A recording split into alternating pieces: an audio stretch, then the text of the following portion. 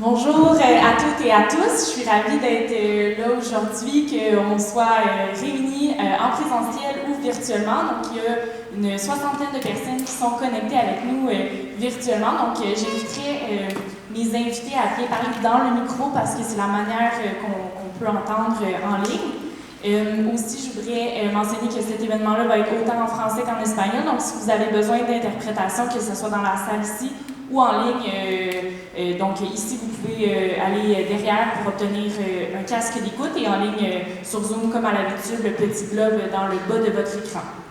Donc, cet après-midi, j'aurai l'occasion d'échanger avec nos invités qui ont des parcours, des expériences différentes. Ils et elles pourront partager leur vision, leurs revendications, puis leurs perspectives quant à la préservation, puis la gestion de la biodiversité. Donc, j'aimerais remercier nos panélistes qui sont parmi nous. Je vais pouvoir vous les présenter au fur et à mesure que la discussion progresse.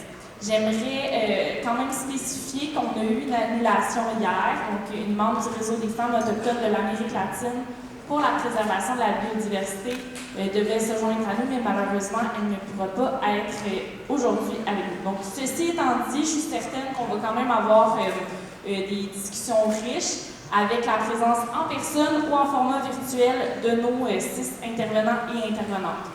Donc, je rappelle que c'est un événement hybride si vous ne l'aviez pas déjà remarqué. Donc, je salue la présence des gens qui se sont joints à nous en ligne. N'hésitez pas à nous faire signe s'il y a quoi que ce soit au niveau technique aussi. On a une équipe qui vous appuie à ce propos. Donc, la formule que je vous propose aujourd'hui, ça consiste d'abord en une discussion entre nos invités, par la suite une période de questions avec nos participants. Donc, dans la salle comme en ligne, vous allez pouvoir poser vos questions. Puis, ça devrait être une durée de 1h45. On va pouvoir poursuivre la discussion par la suite lors d'un cocktail. Donc, sans plus tarder, lançons-nous dans le vif du sujet. Donc, j'aimerais commencer par savoir, selon vous, quelles sont les richesses et les menaces de la biodiversité dans votre communauté. Donc, on peut commencer localement au Québec avec Benoît Croteau qui est avec moi ici. Donc, vous êtes directeur territoire et environnement, secteur Picogan pour la Première Nation Abitibi-Winnie. Donc, j'aimerais t'entendre sur les richesses et les menaces de la biodiversité dans ton communauté. Merci. Est-ce qu'on m'entend bien? Oui. Évidemment, pour ce qui est des richesses dans la communauté, concernant la biodiversité, il y a la biodiversité elle-même, du moins ce qui en reste. Les collaborateurs avec qui on travaille, c'est-à-dire différentes universités, différentes industries qui veulent bien participer avec nous à la conservation de la biodiversité. Le savoir actuel, le savoir passé, pour ce qui est des richesses, les gens qui travaillent à la conservation et l'implication du milieu via nos différents comités. Ceci étant une petite liste des richesses, allons vers la plus grande liste au niveau des menaces. La perte de savoir des aînés avec le temps aussi est une bien triste menace. Le développement forestier, le développement minier, le développement du territoire de façon générale, le récréotourisme. Il y a aussi beaucoup de conflits d'usage en lien avec les autres utilisateurs. Évidemment, on parle de changement climatique, la migration vers le nord de certaines maladies, la migration d'espèces envahissantes, puis la migration aussi de d'autres espèces qui n'étaient pas là avant. J'ai pas mal fait le tour des richesses et des menaces pour ce qui est de la Première Nation Abitibi-Winnie. Parfait, merci beaucoup. Donc ça, c'est vraiment une réalité qui est ancrée dans le contexte québécois-canadien, mais j'aimerais peut-être aller en Amérique latine maintenant. Donc plus particulièrement au Pérou avec Sadia Ahumad, qui est en ligne. Donc vous êtes présidente du chapitre péruvien de l'Association des femmes unies pour la défense de l'environnement, de l'eau du lac Titicaca, pour les richesses et les menaces en termes de biodiversité dans votre communauté. Sadia, est-ce que vous pourriez m'en parler un petit peu plus? ¿Cómo están? Muy buenas tardes. Mi nombre es Sadia Ahumad Luján. En esta oportunidad estoy hablando a nombre de la organización Red de Mujeres Lideresas Unidas en Defensa del Lago Titicaca. 1, Perú. Bueno, inicialmente yo quisiera mandar un saludo y un reconocimiento, ¿no?, a la Secretaría Internacional del Agua por el trabajo que han hecho en consolidar el Pacto Azul, ya que para nosotros es muy importante a nivel de la cuenca del Titicaca que en estos espacios en donde de alguna manera se pueda seguir difundiendo y trabajando estos temas. ¿Aló, me escuchan? Oui, on vous entend très bien.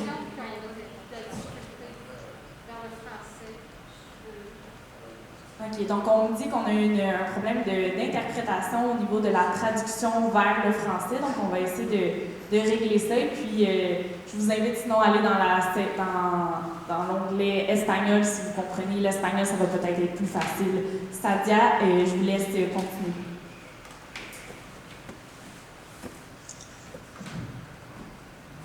¿Me escuchan? Creo que tengo un poco de problemas con el audio.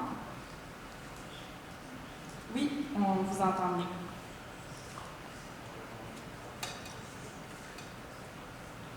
Bueno, como les comentaba, en todo caso mi intervención va a ser muy corta, ¿no? Primeramente, como les comentaba, para nosotros es muy importante que hagan estos espacios en donde de alguna manera se nos puede escuchar sobre la problemática que nosotros estamos viviendo acá con respecto al tema de la contaminación y también sobre todo, ¿no?, al cambio climático, porque si bien es cierto, de un tiempo a esta parte todo esto ha ido acelerando y más afectando no solamente a nuestros espacios, nuestros ecosistemas, sino también a las mujeres, porque ellas son las principales que están en contacto con el agua. Y para nosotros el agua es vida, el agua es saber, el agua es conocimiento. Y sin ese elemento vital nosotros no podemos de alguna manera vivir. Y acá en la región de Puno tenemos mucha diversidad en cuanto a lo que es nuestra flora, nuestra fauna. Aún todavía creo que podemos gozar de esas cosas que podrían ser 100% naturales y orgánicas, pero que últimamente también somos una zona de bastante producción de lo que son los materiales, en este caso de lo que es la minería.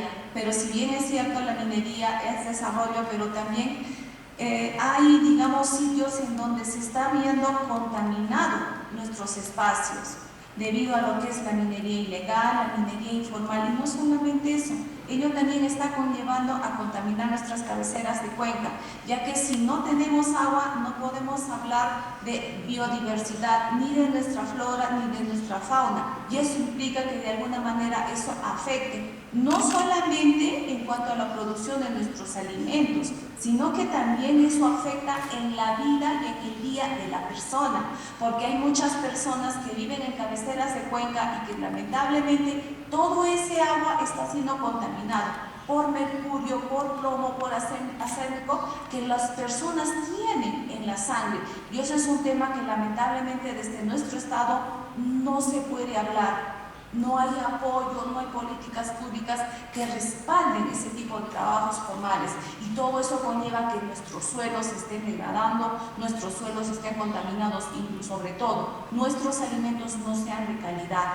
Acá, como les digo, en algunas partes de la región de Puno hay sitios que no hay minería y hay vida, pero en los sitios que la minería está interviniendo está contaminando todo nuestro agua, todos nuestros suelos, y a raíz de eso tal vez en esos sitios no se puede trabajar con lo que es el tema de la reforestación, del hábitat, de la recuperación de los espacios, y es un tema, digamos, preocupante, ¿sí? Es un tema que ya está en nuestra agenda tanto local, regional y nacional, pero que hasta el momento no hay, digamos, el accionar por parte de nuestra autoridad. En este caso, como ahorita estamos pues en una crisis política lamentablemente, y todos estos temas que ya se estaban trabajando se quedaron en un vacío, porque hasta el momento no hay nada para continuar este trabajo, y como les indicaba, no tenemos ni el respaldo ni el compromiso, y es a raíz de eso que se organizan las organizaciones, tanto de mujeres, de jóvenes, para de alguna manera hacer que nuestro lago Titicaca vuelva a tener vida y que nosotros realmente podamos seguir en esa lucha, en ese accionar de seguir trabajando. Merci beaucoup, Sadia. On voit comment la préservation de la biodiversité est transcendante pour notre société, nos communautés, et les femmes en particulier aussi. Merci beaucoup pour votre réponse. J'aimerais aussi avoir une perspective africaine sur la question. Donc, je me tourne ici vers Maoussé Ontonji, qui dirige depuis 2010 l'ONG Jeunes Volontaires pour l'Environnement au Bénin, qui travaille sur le développement de projets dans le secteur de l'adaptation et de l'atténuation au changement climatique, de l'agroécologie et de l'éducation environnementale. Donc, est-ce que vous pourriez me parler des richesses, des menaces au Bénin concernant la biodiversité?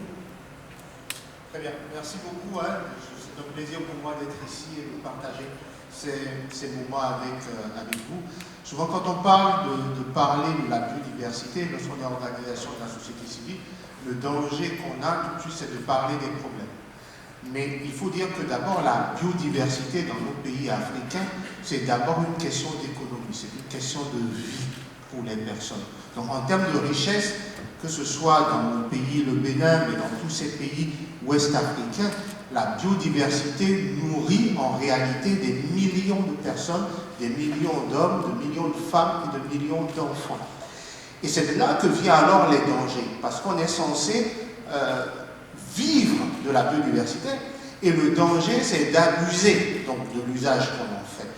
Par exemple, quand on prend les questions de biodiversité dans nos différents pays, on parle de forêts. Or, les forêts, c'est un certain nombre d'espèces. L'exploitation industrielle qu'on peut avoir vers l'exportation, par exemple, du bois vers les pays d'Asie, c'est plutôt nouveau dans nos différents pays. L'exportation vers l'Asie des bois qui ont en moyenne 60, 100 ans de vie deviennent un danger pour la biodiversité. Lorsqu'on parle des montagnes, alors au Bénin, on a une région centrale, où on a beaucoup de montagnes. La biodiversité dans ces milieux de montagne constitue une opportunité financière pour les communautés, mais derrière, l'exploitation des roches vont devenir, si on ne fait pas attention, une menace ou un danger aussi pour l'équilibre de l'écosystème. On parle de la faune, idem, on a plus de 395 espèces dans ce secteur-là, mais le tourisme qui rapporte de l'argent pour les communautés, ça peut aussi devenir un danger parce qu'on va toucher à l'équilibre de ces espèces dans ces parcs protégés ou pas. Lorsqu'on va sur le domaine des insectes, alors moi j'ai découvert il y a quelques années qu'il y avait le trafic des insectes dans pas mal de pays d'Afrique de l'Ouest. Alors vous vous demandez, mais le trafic d'insectes, c'est pour faire quoi? Je vous donne l'exemple du scorpion, simplement. Le scorpion est d'une certaine utilité dans l'équilibre alimentaire, mais vous avez le trafic du venin de scorpion vers des pays d'Asie. Donc quand vous vous mettez, parce que c'est une opportunité financière d'aller en forêt, capturer les scorpions et les vendre, ça devient un danger pour nos communautés. Vous avez la question du pâturage. C'est très simple, mais dans nos pays, c'est des sources de conflit entre les peuples peuls qui veulent aller vers du pâturage et ceux qui sont des agriculteurs sédentaires et qui n'ont pas besoin que cette question leur soit arrachée. Donc quand on parle, comme je le dis souvent, de biodiversité, c'est toujours intéressant de voir la question économique derrière, mais de voir comment, lorsqu'on en abuse, ça peut toucher pas mal de populations. On peut multiplier comme ça les exemples de la biodiversité qui font vivre nos communautés, mais dont l'exploitation abusive peut être un danger et une menace pour celles. Merci beaucoup pour cette réponse-là. Donc, je comprends que la protection de la biodiversité, c'est une autre façon aussi de protéger et de prendre soin de nos communautés et que l'un ne va pas sans l'autre. J'aimerais savoir comment vos organisations ou communautés s'organisent pour préserver la biodiversité. J'aimerais me tourner en ligne. Je veux juste confirmer que Mme Mendoza est bien connectée. Est-ce qu'on peut me confirmer si elle est bien là, Catherine?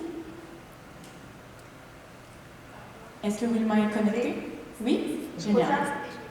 Oui, parfait. Alors, j'aimerais commencer par Wilma Mendoza, qui est présidente de la Confédération nationale des femmes autochtones de la Bolivie et qui est une collaboratrice du CECI. Donc, Madame Mendoza, comment la préservation de la biodiversité prend forme au sein des femmes autochtones en Bolivie?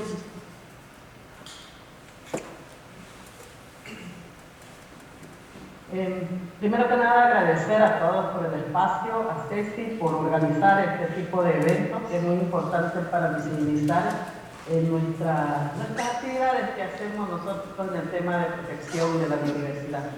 Primero, que las mujeres vivimos dentro de los territorios colectivos, que ejercemos derechos colectivos, entonces por lo tanto vivimos en comunidad.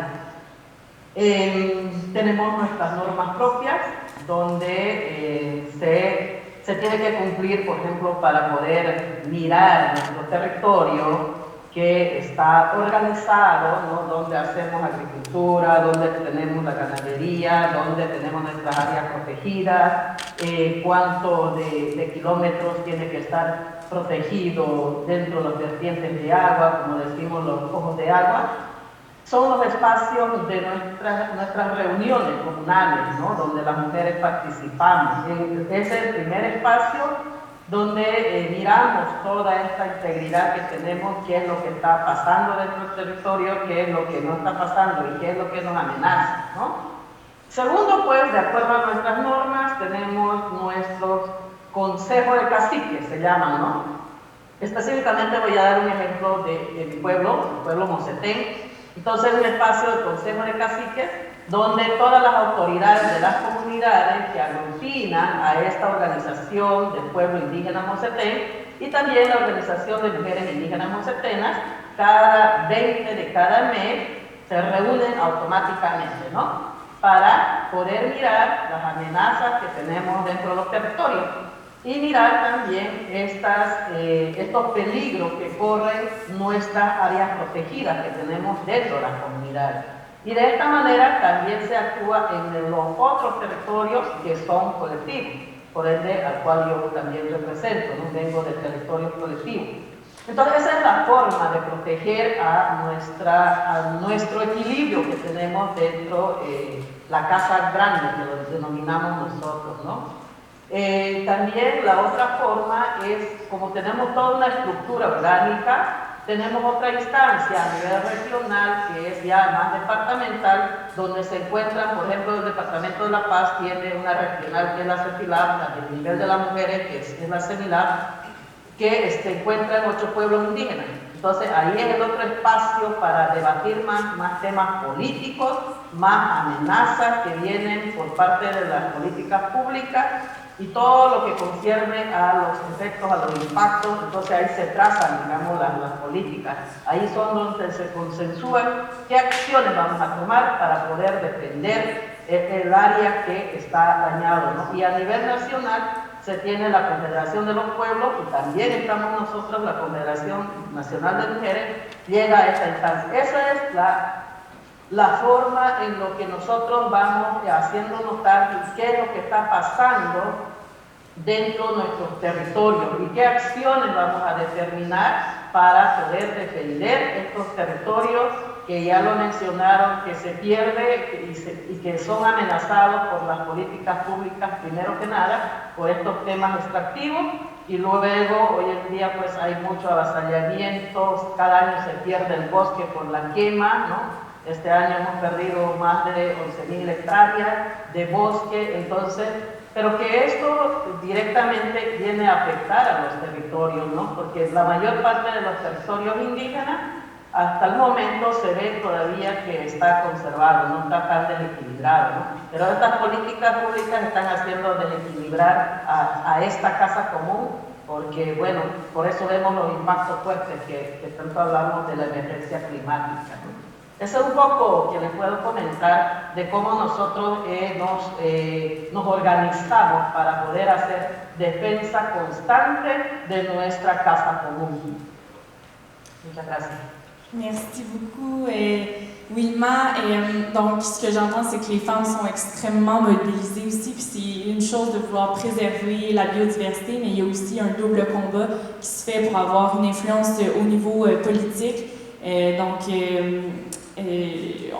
Sur un autre sujet, dans une même perspective, en fait, je voudrais avoir une perspective plutôt agricole. Donc là, je me tourne vers Arona Diop. Donc, vous êtes ingénieur agricole et spécialiste en management des organisations, puis vous êtes le directeur du réseau des organisations paysannes et pastorales du Sénégal. Donc, dans le cadre de ce réseau-là en particulier, comme dans le mouvement agricole au Sénégal, j'aimerais